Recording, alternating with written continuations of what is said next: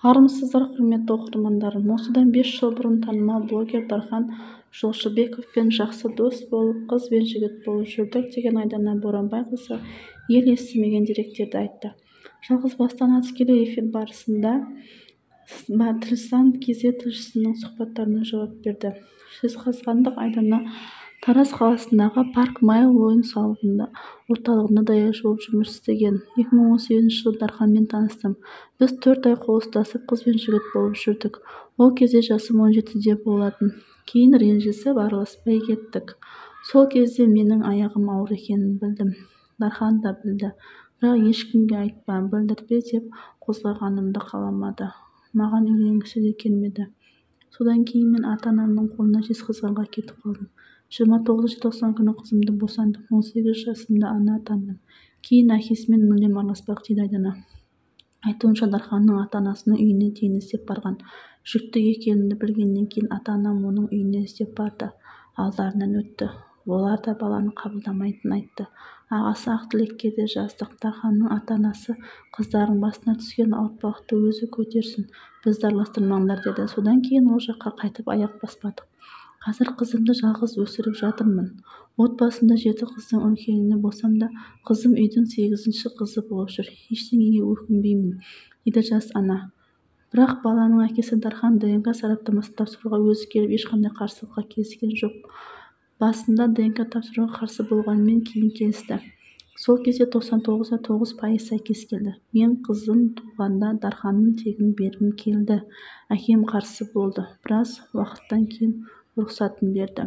Жолшыбек Айша Дарханқызы деп туу туралы куәлігін жаздырдық деп қызының құжатында көрсетті.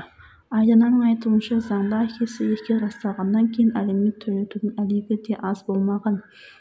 Мен көп адам сөгіп жатыр. Осыған дейін айтсаң қайда қалдың? Дархан байып кеткеннен кейін шығып тұрсың, жабулы қазан жабулы күйде қалмады ма? Саған керек ақша деп адам ұрысты. ДНК қорытындысы сәйкес кеп тұрғаннан кейін оның баланың әкесі екені рас. Бірінші рет қызына көмектес, маған ештеңе керек емес деп жаздым. Мүлдем жауап болмады.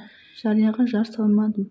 Шыдадым. Шегіде жеткен адвокат жалдап сот арқылы алимент төлеттіре бастадым. Жұрт Дарханның ақшасы көп деп бай дейді. Бірақ өзінің атында ештеңе жоқ. Бүкіл байлығы мен бизнестерін әйелі мен балаларының атына жазып тастаған. Сотта кездескенімізде тұрақты жұмысы жоқ, ең төменгі жалақысы 65 мың зейнетақы қорына аударылмайтын қолма-қол ақша алатын жерде жұмыс істейді деген бір жапырақ қағаз әкелді. Сот шешімі соған сәйкес болып 15 мың теңге алимент өндіріп берді. Қазір сол ақшамен күн көріп отырмыз дейді Айдана. Бүгінде жас ананың денсаулығына алаңдайды. Келесі оқу жылында мектеп табалдырығын аттайтын бүлдіршін сөйлемейді. Дарханды әлеуметтік желімен іздеуімнің себебі бар. Осындай қадамға шарасыздықтан барып отырмын. Қызым Айша келесі жылы мектепке барса да, әлі күнге дейін сөйлей алмайды. Логопед пен нейрологтың есігін тоздырып жүрміз. Сұраққа сұрақпен жауап береді. Сөйлем құрап қалауын айта алмайды. Мама мен папаны ғана анық айтады.